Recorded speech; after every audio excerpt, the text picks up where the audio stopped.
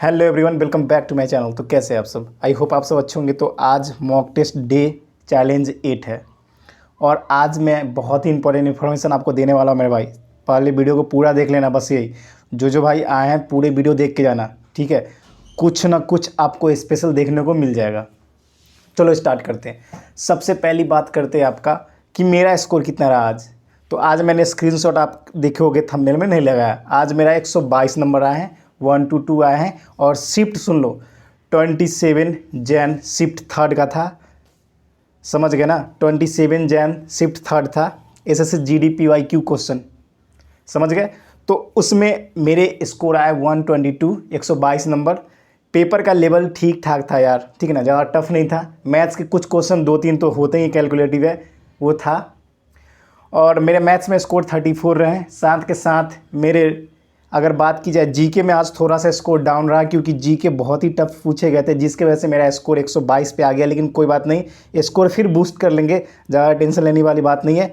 अब ध्यान से सुनो, जो इम्पोर्टेंट इन्फॉर्मेशन आपको देने वाला हूँ, ध्यान से सुनना मेरे भाई। सुनो, सबसे पहला बात, आप सबके 1-2 कमेंट लेके फिर स्टार्ट करेंगे। सबसे इम्पोर्टेंट बात, बहुत सारे भाइयों को ये लग रहा है कि मॉक टेस्ट लगाने के बाद उनका दिन पर दिन मार्क्स डिक्रीज हो रहा है। ये कमेंट सेक्शन में देखने को मिला है। कुछ बोल रहे हैं भैया मार्क्स ही नहीं बढ़ रहे हैं। ध्यान से सुनना मेरे भाई, आप सब 5 से 10 मॉक टेस्ट लगाते हो, उतने में ही आपकी हालत ख़राब हो जाती है। फिर बोलते हैं मार्क्स नहीं बढ़ते। कैसे बढ़ेंगे? प्रैक्टिस बहुत इंपॉर्टेंट चीज़ है मेरे भाई। सिर्फ 5-10 मॉक टेस्ट लगाने से ही आपका स्कोर नहीं बढ़ेगा, क्योंकि उतने में तो आपके type of question he cover नहीं हुए पूरे। बात समझने की कोशिश करो मेरे भाई। अगर type of question he cover नहीं होंगे तो कैसे होंगे? सबसे इम्पॉर्टेंट है आपके मैथ्स में, अगर स्कोर सच में करना है भाई, 17 से 18 क्वेश्चन एग्जाम में भी कर पाओगे, ये आपको भी पता है। अगर बहुत अच्छी प्रैक्टिस है, बहुत खतरनाक लेवल की प्रैक्टिस हुई, तब 20 के 20 कर पाओगे। 18 क्वेश्चन तक तो आराम से कर लोगे, ये तो बहुत बड़ी बात नहीं है। लेकिन प्रैक्टिस नहीं है ना, सिर्फ पीवाईक्यू खेल रहे हो, खेलो, बहुत अच्छी बात है, प्रैक्टिस कर रहे हो मॉक टेस्ट का, लेकिन उस टाइप के क्वेश्चन को प्रैक्टिस कर रहे हो, गलती और उसको एनालिसिस भी कर रहे हो, लेकिन रटना मत, कॉन्सेप्ट क्लियरिटी करके चलना। समझ गए? जिस टॉपिक पे आप फंस रहे हो उस टॉपिक को क्लियर कर लो। मान लो time and speed and distance में फंस गए, तो उसके सारे जितने भी कॉन्सेप्ट उसको रगड़ दो एक बार। ये सारे काम आप सैटरडे संडे को करोगे, रेगुलर पे नहीं, क्योंकि रेगुलर पे आपके जो आपने टारगेट बना रखे वो टारगेट बहुत ज़रूरी है। और टारगेट कैसे बनते वो देखो, दिखाता हूँ आपको। देखो ये टारगेट होते हैं ऐसे, एक पर्ची में लिख लो कि आज ये पढ़ना है, रोज़ दिन रात को ये पर्ची बना लो कि आज ये चीज़ कंप्लीट करने हैं, उसको डन करना है, फिर सोना है। उससे पहले हमें नहीं सोना है, सबसे नंबर 1 इम्पॉर्टेंट बात। क्योंकि आप लोग टारगेट बहुत चीज़ मन में सोच के बनाते हो, वैसे कंप्लीट नहीं होगा जब तक आपके पास वैलिड ऑथेंटिक प्रूफ नहीं हो गया ना कि भाई ये करने हैं, फिर नहीं करोगे। क्योंकि माइंड का क्या है, आज ना कल फिर घूमते घूमते रह जाएगा, फिर नहीं कर पाओगे। तो नंबर 1 टारगेट मोस्ट इंपॉर्टेंट है मेरे भाई। अब देखो बात कुछ और करते हैं। सबसे इम्पोर्टेंट बात ये है कि स्कोर कैसे बढ़ेगा, ये तो बात आपको मैंने बता दी।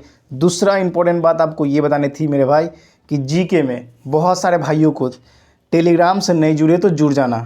क्यों बोल रहा हूँ ऐसा? क्योंकि वहाँ पे मैं मोस्ट इम्पॉर्टेंट टॉपिक जो आ रहा है, जैसे ग्रीन रेवोल्यूशन के मैंने अपलोड कर दिए, उससे देख लेना आपके वर्ल्ड में कौन ग्रीन रेवोल्यूशन दिए, आपके इंडिया में स्वामीनाथन दिए थे, उनके बारे में, उनके एक्सप्लेनेशन कहाँ के, कैसे, कौन सी सीड्स पे, कौन सी क्रॉप्स पे बेसिकली फोकस किया गया था, कहाँ पे फोकस किया गया था, वो क्रॉप्स कहाँ का था, वो सारे एक्सप्लेनेशन एक पेज में मैंने दे रखे हैं। क्योंकि ग्रीन रेवोल्यूशन पे हमेशा एक ना एक क्वेश्चन आपके जीके में आते हैं, जिसको श्योर करने के लिए टेलीग्राम से जुड़ जाना। अब आती है सबसे इम्पॉर्टेंट बात जो आपको समझना पड़ेगा। सुन लो ध्यान से, कान खोल के। एक ही चीज़ बोलेंगे मेरे भाई, बहुत चीज़ पढ़े हो गया, बहुत चीज़ पढ़े हो गए, बहुत यहाँ से कंटेंट उठाए, वहाँ से कंटेंट उठाए, लेकिन सबसे इम्पोर्टेंट बात है कि सिर्फ पढ़ने से सिलेक्शन कभी नहीं होता। सबसे इम्पोर्टेंट बात है रिवीजन। मॉक टेस्ट लगा रहे हो, मान लो 10 मॉक टेस्ट आपने लगाया, 10 मॉक टेस्ट लगाया, आपने एनालिसिस कर लिया, फिर अगले मॉक टेस्ट पे जंप कर गए। लेकिन 10 दिन के बाद, 1 हफ्ते के बाद कम से कम आपको करना क्या है कि उस मॉक टेस्ट को फिर से पीछे से एनालिसिस करना है, और वो 1 दिन में सटासट ख़त्म कर देना है पूरा, जो कि आपको करना पड़ेगा। आपको लगता है यार पीछे का आता है, लेकिन ऐसा बात नहीं मेरे भाई। ये गलती मैंने भी की थी, आप भी कर रहे होगे, इस वजह से आपका स्कोर डाउन चला जा रहा है। अगर स्कोर सच में बनाना है तो पीछे का जितना भी दे रखा है उसको बार बार रिवीजन करो।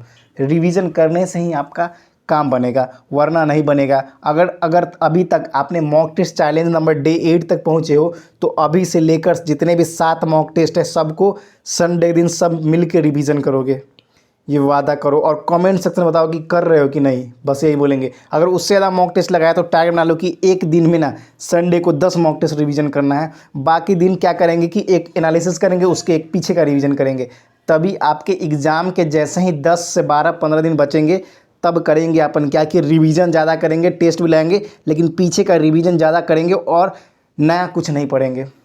ये चीज़ स्ट्रैटेजी होनी चाहिए आप सबकी, लेकिन आप सब करते नहीं हो और फिर पूछते हो मार्क्स नहीं बढ़ रहे।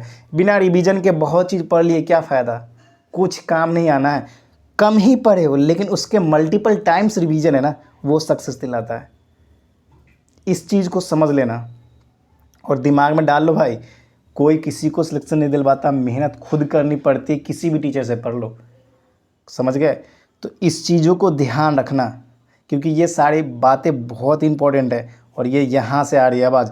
और ये बातों को जान लोगे तो कभी असफल नहीं होगे। ये बातें आपको लगता होगा कि मैं बोल रहा हूँ, बहुत सारे बच्चे नहीं समझेंगे इस बात को, लेकिन भाई के नाते समझा रहा हूँ, समझ लिया करो।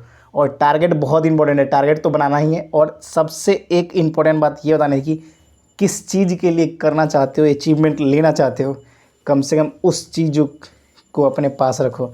अगर सच में देश से प्रेम है, देश के लिए जीना है, तो फिर भाई कम से कम नींद आए ना, नींद आए, थोड़ी भी नींद आए, आलसी आए तो एक बार देख लेना यार तिरंगा, समझ गए। उस चीज़ों को अपने आप में हर एक प्रकार के जितने भी आलसीपन ये सब ना उसको त्याग के ना झकझोरो, पूछो अपने आप से क्या मैं उसके लायक हूँ।